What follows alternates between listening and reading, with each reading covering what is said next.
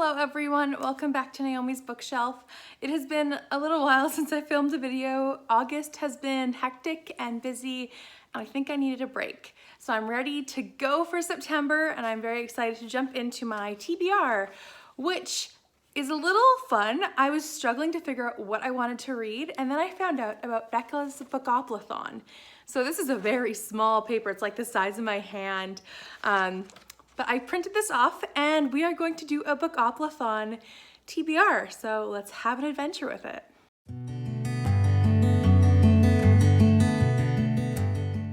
So as you can see, I have my little raccoon tracker here, and I have my community chest one, or community shelf, with 4 prompts. I only did 4 cards and 4 2 books I'm really excited for and 2 books that I've lost some interest in.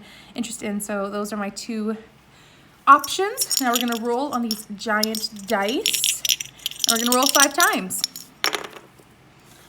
This is a 10, which puts us immediately on TBR Game. So the very first square that I landed on was TBR Game. So I got an app for a wheel spinning thing, and I'm going to just do a color wheel. I'm doing it based off of Cody from Cody's Book Corner. I figure instead of adding all these extra prompts in, I'll just do a color wheel and see which color pops up, and I'll find a book with that on the cover. So let's spin and see what color we'll get. And we are going to land on yellow. All right, yellow. I'm going to find a book with yellow on the cover. 1 second. So for this one, I'm going to use a library book. It has lots of colors on the cover, but it does have yellow curtains and windowsills. I think that's yellowish enough.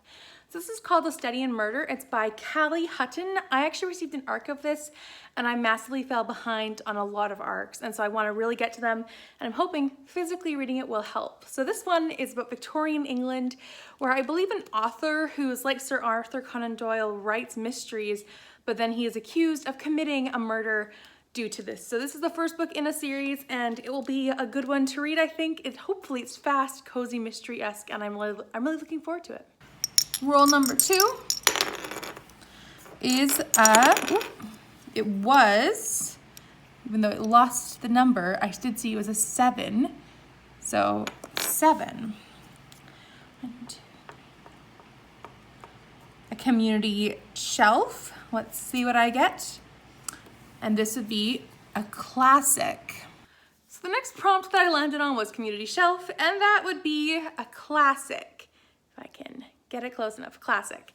Now for a classic, there were a few choices on my TBR already that I'd planned to read, and this just worked out perfectly. So I will be finishing up the second half of Middlemarch with Victoria from A Musical Bookworm. We will be about halfway done by the end of the month, and then we will finish the rest of it in September. It is pretty good so far. It's just about this little county in England. It's very political, very everyday in a life kind of book, but it's good so far, and I am enjoying it. Roll number 3 is another 7, and that would be, let's see,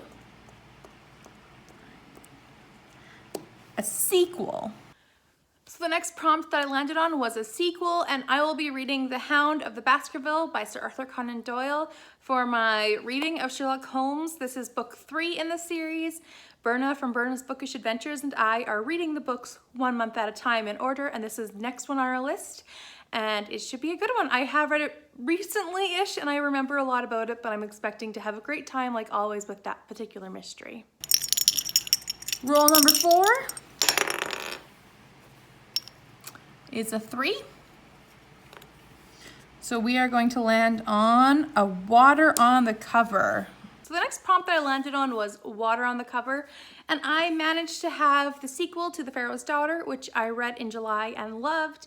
And this is Miriam by Mesu as well. There is the waves here from the Dead Sea. My mind is somewhere else. I'm excited to read this continuation of Moses retelling series. I think it's more of a companion novel than a series, but I'm excited to pick this one up because I love The Pharaoh's Daughter, so I'm hoping to love this one just as much. Rule number 5 is another 7. I feel like I got a lot of odd numbers. So 7.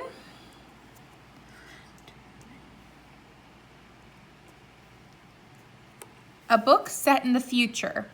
Now, I don't own any books or want to read any books that are set in the future right now. So I will take the punishment aspect where you can roll again, but you have to pick 2 books for the next prompt. So I'm going to do that right now. So this will be rule number 5, redo. Oh, and I think I might have pushed my luck because that is a double 2. So first, let's find out what I have to read 2 books to fit the prompt of 1, 2. Most recent purchase. So the next prompt was a future setting, which I chose to skip, as you saw, and instead I landed on most recent purchase, which is a double prompt. So this is a good thing because then it's forcing me to read the books I'm picking up right away. And both the books I picked up most recently or within the same shopping trip are short, which is helpful. So the first one is Neil Gaiman's Norse Mythology. Now, I have a very unique relationship with Neil Gaiman. I like the idea, but I have never liked one of his books. I read The Ocean at the End of the Lane and I thought it was okay. I just didn't connect with it. And I also did not like Stardust. That's the one I didn't like. So I'm hoping I can pick up one that's based on mythology, since that's more of my niche that I would probably enjoy from him and hopefully enjoy it. And then this will be like my last Neil Gaiman chance. If I don't like it, then I'm gonna say Neil Gaiman's just not for me and I will be done trying him.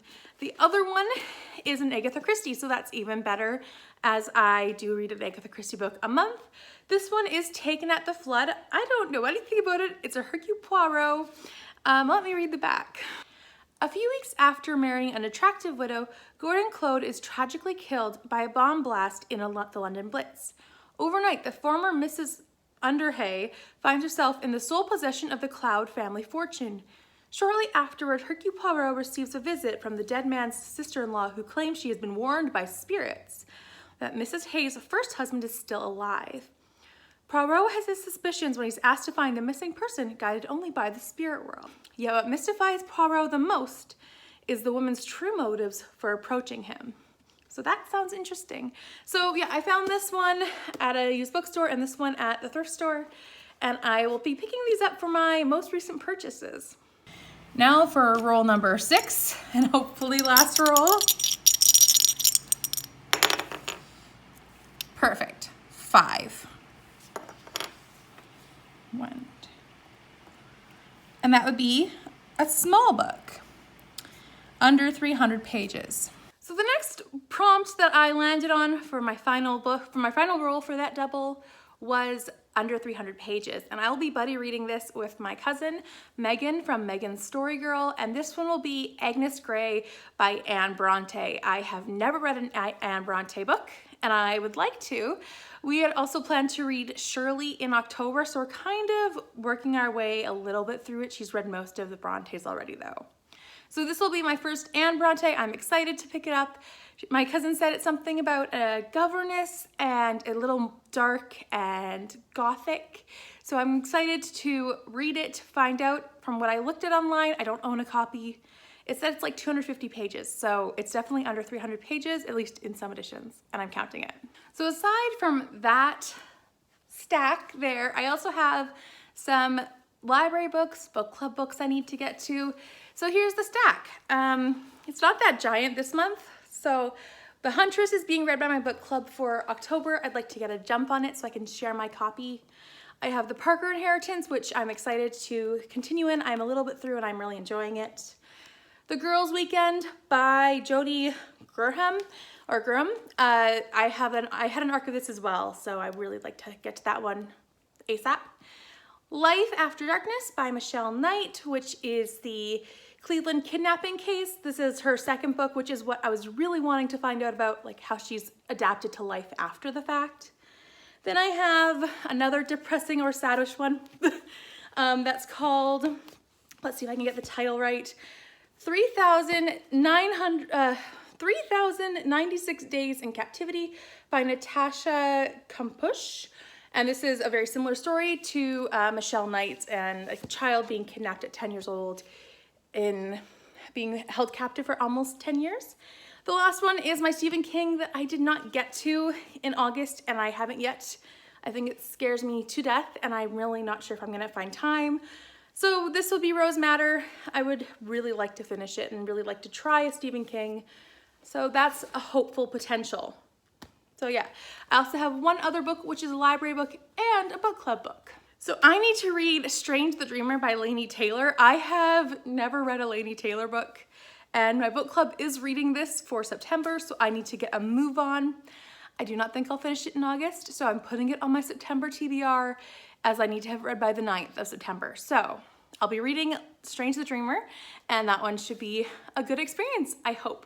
There's just so much hype about it that I'm a little scared. So there's one more last thing to talk about in this TBR is Shakespeare play. I do try to read one a month. This month, so far as a filming, I have yet to watch or read a Shakespeare play, and I just haven't been in the mood for Shakespeare. I feel like if I watch it or read it now, I'm going to hate it, and I don't want that. So I need to wait until I'm in a good mood, and I'm really hoping that mood strikes.